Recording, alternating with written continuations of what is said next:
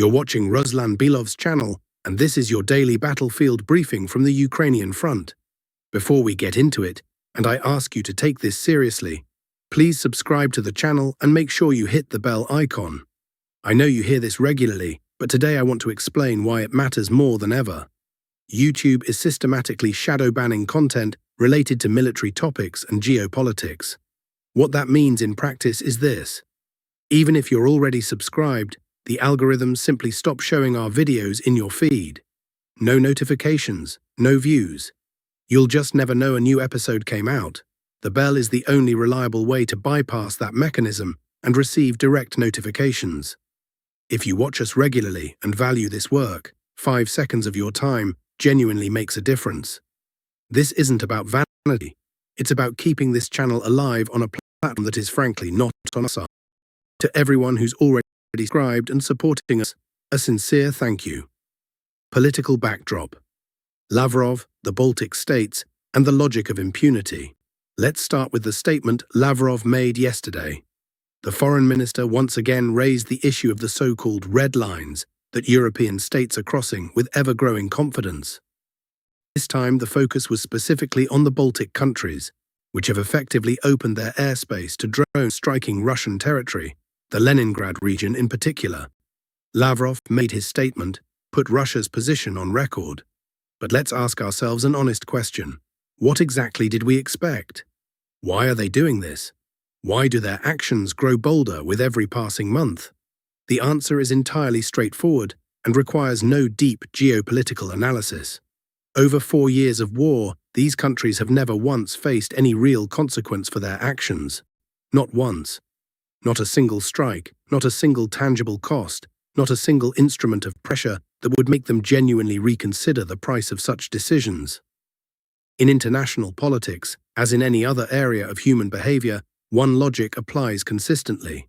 If an action carries no consequences, it will be repeated and escalated. This isn't malice, it's rational behavior. Why stop if there's no reason to stop? And here we need to be honest with ourselves. They will keep pushing further. Not because they're brave, and not because they hold any principled position, but because they're being allowed to. Until the situation changes in substance, not just at the level of statements and warnings, the pressure from their side will only intensify. This isn't a prediction, it's a pattern that history confirms time and again. One would like to be wrong about this, but there's no basis for optimism here at the moment. Army Group North, crossing the Volchia, and the brilliant capture of Okremivka. And now, the main story of the past 24 hours and genuinely one of the most striking developments in recent weeks. Army Group North surprises again, and surprises in a meaningful way. Here's what happened. Towards the evening, footage from objective control assets arrived. And I want to emphasize actual verified footage, not someone's claims or anonymous messages, showing that Russian troops are present in Okremivka. This village is located noticeably to the east of Zibino, which was taken just the day before. For those following the map, the pace of advance here is simply remarkable. Now let's talk about how exactly this was done, because the tactics deserve a closer look. The troops entered from the north, coming in from the border, moved into the forest line and methodically cleared Ukrainian positions there. They then passed through the forest and reached the Volchia River. And this is the key moment. The Volchia is not a stream you step across in your boots.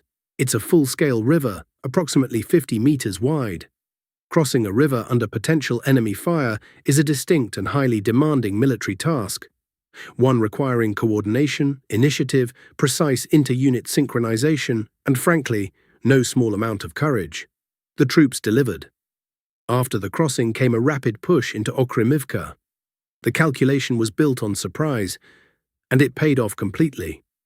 Ukrainian forces simply did not expect a strike from that direction. They were not prepared for the enemy to cross the river and immediately assault the settlement. The result, the village was taken almost entirely, in one swift move, without protracted street fighting. According to objective control data, the only area still in question is a cluster of outbuildings beyond the road in the southern part of the village. Everything else is either under Russian control or in a grey zone. Notably, even Ukrainian and American mapping resources have already marked Okremivka, Novodmitrivka, and Taratutin as Russian-controlled territory. When the opposing side acknowledges a loss, that speaks for itself. Now, on the strategic significance of what happened, because capturing one village is not the whole picture. With Okremivka in hand, Ukrainian forces in this rural cluster now face pressure from three directions simultaneously. From the west, the advance continues. From the east, out of Okremivka, there is now an opportunity to press on Chaikivka, and from the north, from the forest line, pressure is being maintained towards Bokhkov. This is a classic envelopment approach, and if the tempo holds, Ukrainian forces may find themselves having to abandon this entire node fairly quickly, before a full encirclement develops. Army Group North is running at an exceptionally high operational tempo throughout April, and doing so with zero green cover, meaning in conditions of maximum visibility for enemy drones and artillery. When the forests fill with foliage, a matter of 1 to 2 weeks now, the operational environment will shift considerably. Whether that works in favor of the advancing side or creates new complications remains to be seen. But one thing is already clear. April has been a defining month for Army Group North in every sense of the word. The Lyman sector, gains, losses, and an honest assessment of the outlook. On the Lyman axis, and I'll speak plainly here, the picture is mixed. For a long time, very little information was coming out of this sector, and now it's clear why. There have been heavy, grinding battles with no dramatic shifts in the front line. Let's start with the positives. Russian troops completed the clearing of Masliakivka, effectively a district on the outskirts of Lyman. The clearing was total. Beyond that, from Masliakivka along Pushkin Street, troops entered the main part of the city and established a foothold there. The depth of advance was approximately 4 kilometers, a result that under different circumstances would warrant an unequivocally positive assessment. Further to the northwest, an advance was also recorded on a front 3 kilometers wide and 2 kilometers deep, with a pocket between the forest line and the highway closed in the process. Now for the losses, and here honesty is required. Russian forces withdrew from the tree line adjacent to School Number 2. The decision appears to have been tactically sound. Holding that position under constant drone drops would mean taking casualties without operational purpose. Withdrawing to return when needed is the rational call. A more significant loss was the farm known as Yelena, to the north of the city. Control over it has been lost, along with Podstepna and Simlyanska streets. This means that gaining a foothold in the northern part of Lyman has not yet been achieved. The overall result is classic back and forth. Something gained, something surrendered. Ukrainian forces retook approximately 5.3 square kilometers. Russian forces took more than 10. The balance is formally positive, but behind those numbers lies a reality that needs to be understood. The fighting on the approaches to Lyman is extremely intense, and speaking of a full-scale assault on the city itself is premature. What's happening now is an attempt to hold on to the outskirts, and for the moment that is the limit of what's possible. Encircling Lyman by summer is not realistic. Doing so over the course of summer is a possibility, but even that is not guaranteed. Honesty matters here. This is one of the most fortified and strategically significant nodes on the entire front, and the opposing side will fight for it to the last.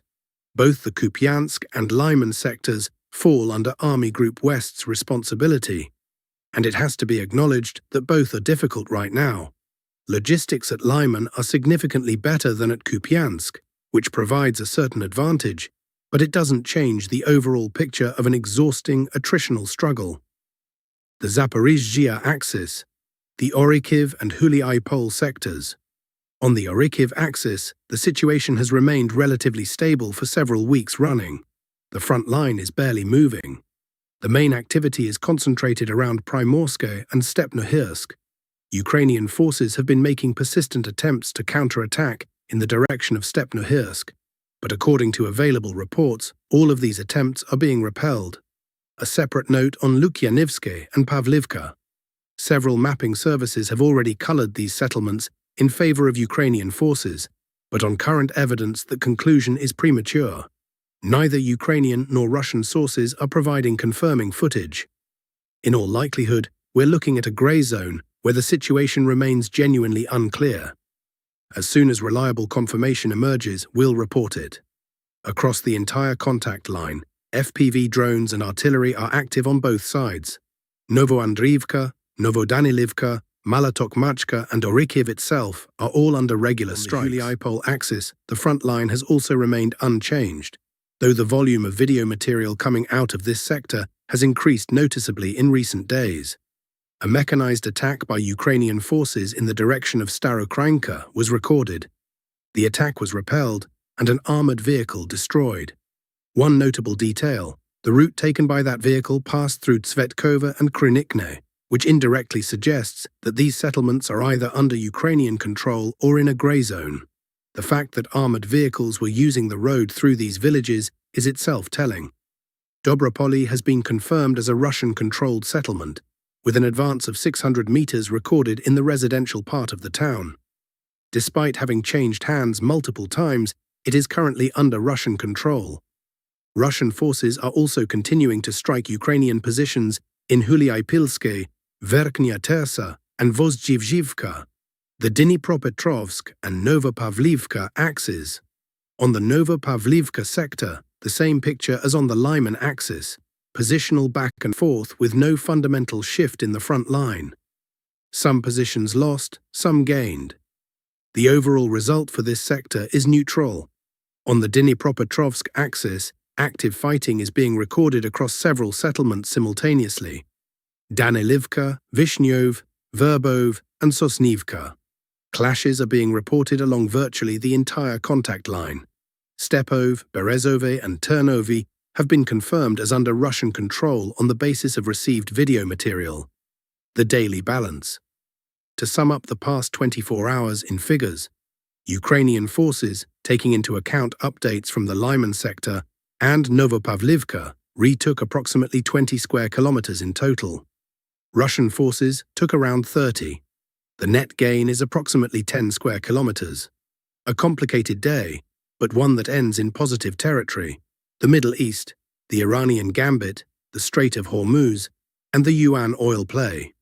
We turn now to the political situation in the Middle East, where the stakes are, in some respects, comparable to those on the Ukrainian front, though the game is played by different rules. After the Trump administration's military campaign against Iran produced a notable stumble, Tehran, with Beijing clearly visible in the background, has taken a firm and, crucially, very specific negotiating stance. The Iranian side is demanding permanent control over the Strait of Hormuz. That alone is a foundational demand, given that roughly 20% of global oil transit passes through Hormuz. But Iran goes further. It is conditioning this on shifting oil payment settlements, transiting the strait from the dollar to the yuan. This is no longer simply regional geopolitics. This is a direct strike at the foundation of American financial dominance in the world.